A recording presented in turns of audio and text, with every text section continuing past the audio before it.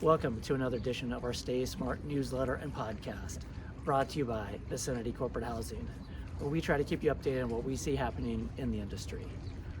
I'm actually in Madison, Wisconsin this week for the Midwest ERC conference, a fresh take on mobility. So it's a great conference. It's a beautiful day today here in Madison. Yesterday was a little bit cool. It was a little bit of snow here, so snow in April. But it's a beautiful day today, so we have some good information this week. The first one is about Placemaker. Placemaker announced a pop-up hotel in Washington, D.C., 120 apartments that they're offering at a property during its lease-up process. This is kind of interesting because Placemaker previously had been called Y Hotel, and they really had operated as this pop-up operator, and so it's interesting to see them go back to something like that, where traditionally the last couple of years they've been providing a more standalone property. So interesting information from Placemaker. And then the next article is about Mint House. They actually announced here in Madison, Wisconsin, a new property, the Dillon, not far from here, about 10 minutes away. It's a 55, they have 55 furnished apartments there at the Dillon. It's Mint House announced this recently, and we just talked about them in a previous podcast because they had acquired Locale, so they were rolling that operation up into the Mint House company.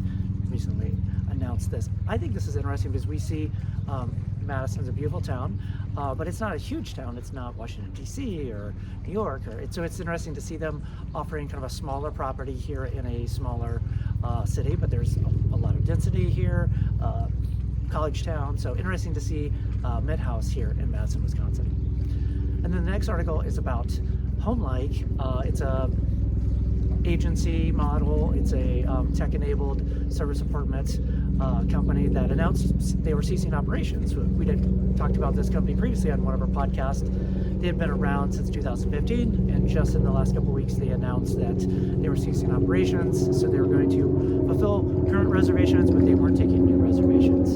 So interesting information there from HomeLink. And then the next article we have is about Marriott. They announced a partnership with a franchise operator had just announced they were opening, and it was going to include the millionth room for Marriott in the U.S. So 1 million rooms in the Marriott portfolio. So really interesting information as that, obviously that hotel chain has just grown a lot in the last, both brands and number of rooms. And then finally, we have an article about Spirit Airlines. This is kind of interesting. They've in this article, they talk about their pivot from a economy airlines and trying to get into more business travel and more high-end travel in the airline industry. And actually not included in this article, but this just came out this week. Actually, their CEO is stepping down, so a lot of turnover, a lot of changes there at Spirit as they try to pivot away from their previous operation. So those are the articles that we have this week. Again, if you want to hear anything about the industry, corporate housing, relocation, anything that you think would be informational, please let us know. We'd love to hear your feedback. But that's what I see transitioning this week. Take care, everyone.